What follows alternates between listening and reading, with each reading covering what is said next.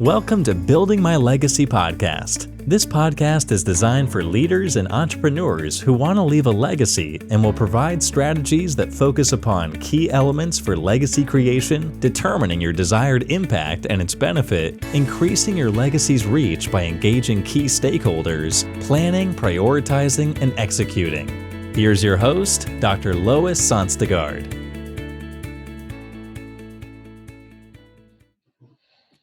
Welcome, everybody, to Building My Legacy podcast. I have with me today again Chad Peterson. He is considered the #1 business broker by a number of experts. He has been talked about and written about in Forbes magazine, Inc. magazine, just to mention a few. He's published, he's written books on buying and selling businesses. He's also talked about going from blue collar to white collar as workers. And so in his role with M&A activity and buying and selling businesses, today, Chad, I would like to really spend a little time talking about coming through this COVID-19. What's going to happen? What can businesses anticipate, do you think, financially? Where will our growth come from down the road? Because we've relied a lot on M&A for growth. What do you see happening? Well, I like Warren Buffett's quote. I'll probably botch it, but what is it? It's be courageous when others are fearful and be fearful when others are courageous. Yeah. Something like that. In other words, the ones who make it, and I mean anybody people that we all know, names that we both know, whether it be the Henry Fords or, the Rockefellers or the Rothschilds or the Warren Buffetts or whoever, they have the ability, or, like our president, Donald Trump, he has the ability to see the opportunity in the destruction. And so those that are still wanting to rely on growth through acquisitions, in other words, it's very hard to grow a business one employee at a time or even 5 at a time. It's grueling, it's painful. And frankly, that's why people sell their business for a good amount of money, because people don't want to do that.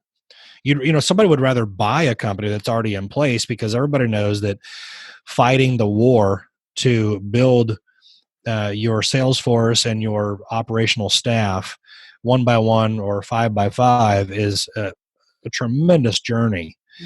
And so if you can see the opportunity in the downturn, and if other people are suffering, let's just take this. I've got a plumbing company for sale right now. Let's just take him for example. He's for sale because his marketing wasn't very strong.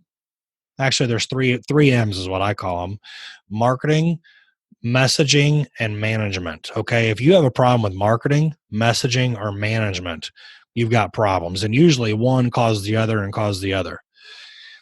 If you have those issues, and you were in an incredible economy, this economy was on fire, 6-7 weeks ago. It was unbelievable. If you were struggling then, you're probably really struggling now, because of your management of your company, your marketing, and your message, basically your branding. There's going to be people that have their marketing, their message, and their management under control, and they've got a war chest of money. If you're one of those people, you can go buy out the people that have equipment and have techs that still need jobs. And if you're on the upper end of marketing and you have a foothold in your industry, you could right now use acquisitions as a growth tool to buy up those who are not going to be able to survive the downturn. Because like I said, if you weren't doing well 6 or 7 weeks ago, you're certainly not going to be doing well right now. Right now is not the time to be, trying to be the top dog in your industry. It's survival right now. Right. And so those who have the money, the resources, the marketing, the message, the branding, and they're going to survive this like the Rockefellers did, The Rockefellers put people out of business because they had the war chest of money and resources to keep on going through the hard times. And I think you're going to see some of that in our economy. So those are people who've already developed that war chest before all of this happened. They're holding on to it, sitting on it, waiting to see where the opportunities come. So that is not a whole lot different from the model we've seen up until now. For those who survive but are cash poor at the end of this, ready to grow, what do you see? Well, how are they going to grow? Where is money going to come from? Well, I think those that are cash poor right now and they're still trying to remain in business, they're going to have to wear all the hats right now. So if they had employees that were doing things, well, a lot of those employees are going to have to go file unemployment. And if you're going to survive this, and let's just say that your monthly nut that you have to crack is say $8,000 or $10,000, that owner is going to have to work twice as hard and be twice as creative to survive this until it pans out. What I see above all things, and this happened in '08, and we always talk about 2008, but let's be honest, 2008 to 2012 was really dark.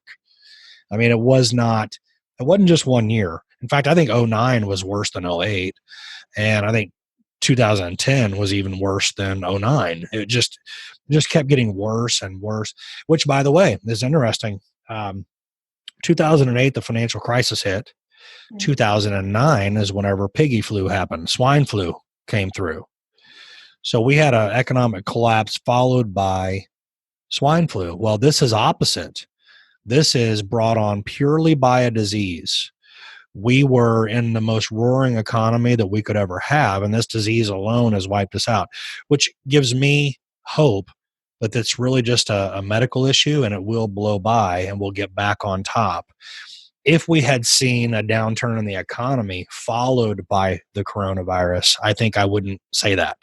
Okay. But I think a good economy is waiting for us. It's just a matter of what it looks like once it does recover. But we've been here before, and we're going to get through this. But you're going to have to, as a business owner, you're going to have to be out there. You're going to have to be the tech. You're going to have to be the marketing guy. You're going to have to be the customer service guy. You're going to have to be working to get through this, to make the minimum money that you need to make to survive through this, however long that takes.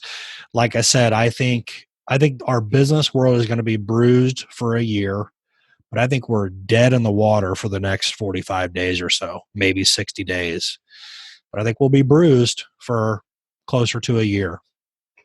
So my experience with getting bruised, especially if it's a bad bruise, is it's real hard. If it's a leg, it's hard to step on it. If it's an arm, it's hard to use the wrist or whatever, right? You kind of go through this period where you are adjusting and you give it preferential treatment until it recovers. So I see that happening with business as well. And while that's happening, how will business to business relationships change? Will we see changes there in terms of how people work together? Will people work together? Will people pool resources and leverage one another to build each other? That's not typically an American model, but we've seen it sometimes in the past. What do you think will happen in that way? Well, I think it can happen. I think that I think the bleeding heart, and I don't want to get political here, but I just got to be authentic. The bleeding heart liberals who believe that everybody loves each other and everybody takes care of each other and everything's going to be great. When you have a nationwide shortage of toilet paper because people are leaving with SUVs full of it, you got to ask yourself, do these same people, are you relying on these very same people to care about you? Because as soon as disaster strikes, those who are not mindful and conscious beings, people that are awake, people that make wise, rational choices in the time of turbulence, those are the dangerous people that swallow up all the supplies they take before you can get it. And I think that this whole toilet paper crisis only goes to show that we can act nice as a human race. We can act like we're going to take care of one another, but I don't think that that's reality. I think, not okay. So I brought politics anyway. So here I go with religion. Might as well, right? So if Jesus Double had whammy. Yeah, go yeah, ahead. if Jesus had 12 disciples and one of them sold him out for a box of silver, and the other one denied his existence once they arrested him. Well, Jesus, the guy who changed the clock and changed the world, he had only 12 people that he thought that he really, knew and loved and would back him and support him and never deny him and not sell him out and betray him. And so if Jesus had 12, but really you get to thinking about it, maybe he was down to 10, maybe even 8, once we start looking at it.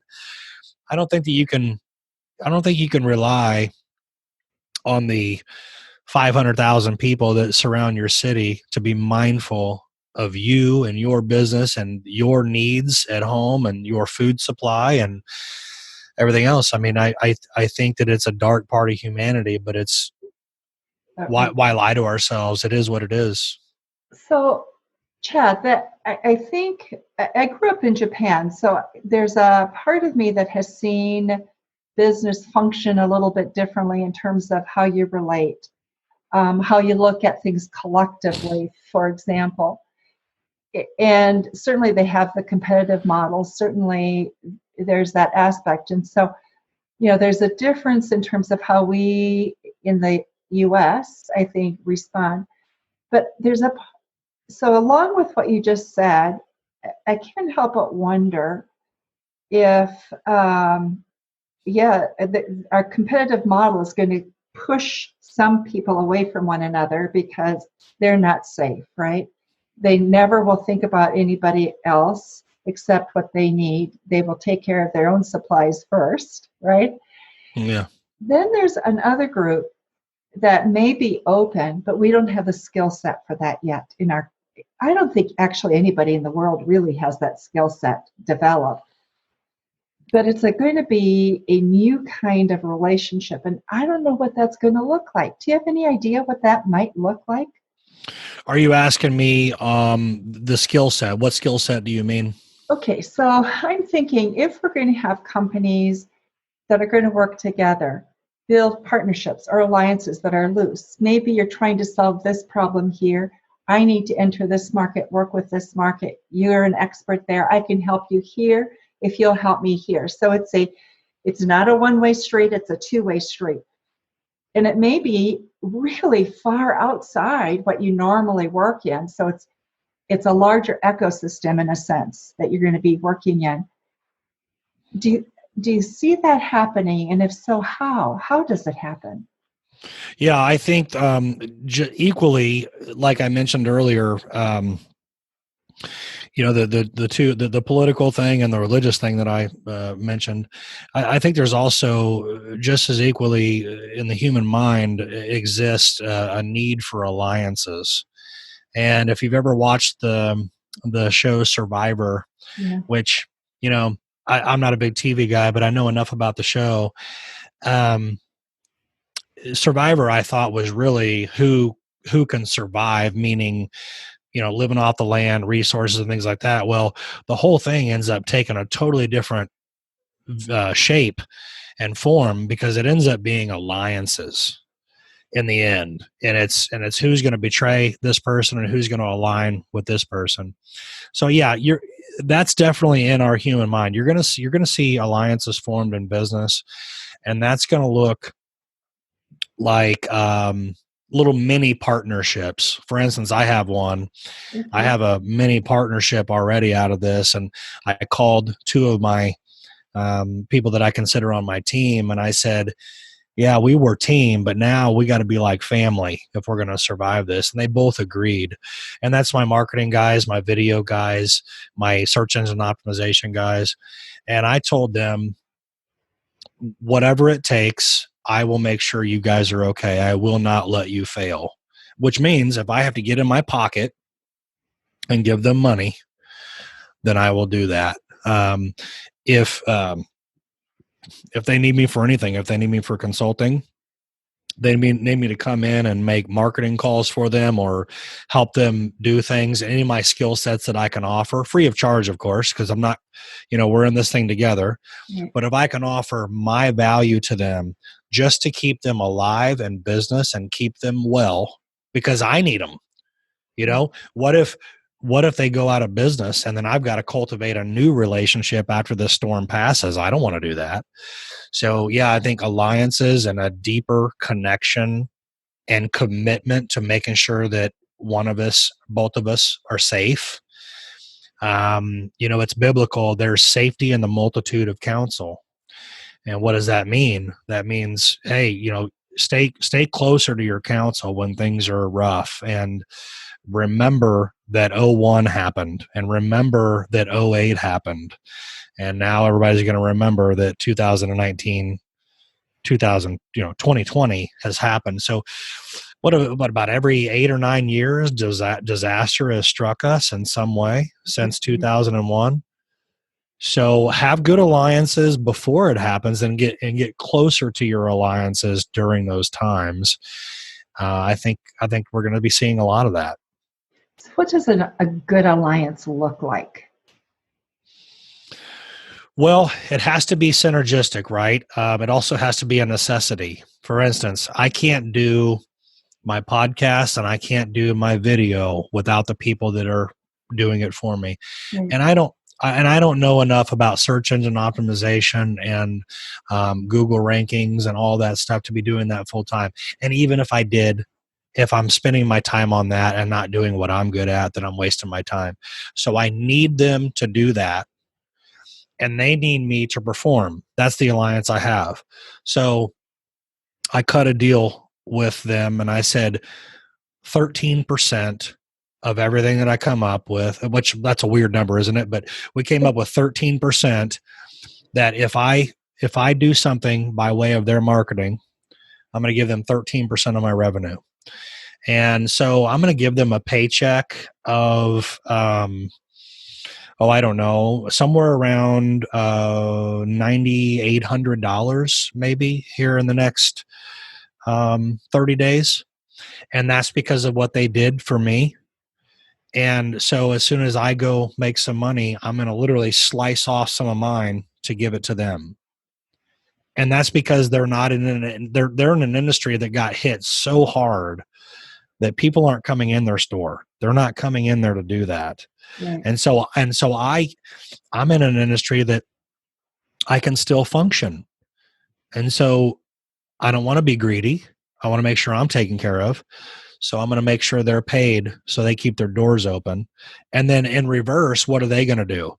If I need my video done and I need my podcast edited and I need SEO done and all that, they're going to pay it back to me in the way of services. So the way I look at it is I'm just prepaying for services in the future whenever this blows over. That's just an example of my situation. Interesting. I think as I'm listening to you talk, I'm thinking one of the things that we may need down the road is a little bit of a different kind of directory, but a directory of sorts of people who have allianced well. By that is, who are the trustable, reliable, authentic companies that you would look to create an alliance with. And who do you want to stay away from? Because I think there are places you probably do want to stay away from when you're thinking that way anyway. Sure. So I think a good parable or analogy or whatever about what you just said is talk to a Vietnam veteran and talk to him about his Vietnam vet buddies. Talk to somebody who was in the Iraq War. Talk to people who were in New York in 9/11. Talk to people that were in the hottest spot of the economy in 2008. And this is like a war. This is like a trauma. And those that you stick with, whether it's in a war in Vietnam or a war in Iraq or Desert Storm, whatever, those bonds are forged forever. That's true. Talk to a Navy SEAL, talk to an airborne ranger, the people that they went through boot camp and training with, skydiving and all the frogmen stuff, it's forever. They have reunions every 5 years. They don't let go of one another. Those who are going to survive this war, as an analogy, will have even a more fortified relationship for the years to come.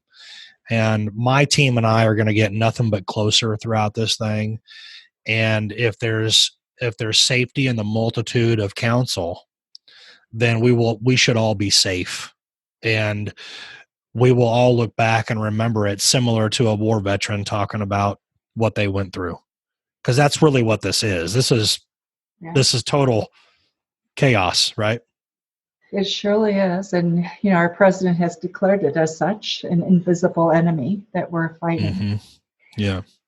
On that note, I thank you so much. It's a positive note to end on in terms of really working together and creating those bonds and those loyalties and looking to how we can strengthen them, because that will be the future that we'll base a great deal on.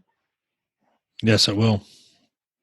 Chad, thank you so much for your wisdom, for all of what you've brought from your experience with working with businesses, buying and selling, and your own experiences with various businesses. So thank you very much for having me. Yeah. You've been listening to Building My Legacy podcast with Dr. Lois Sonstegard. To book your appointment with Dr. Sonstegard, visit www.buildtomorrow.com.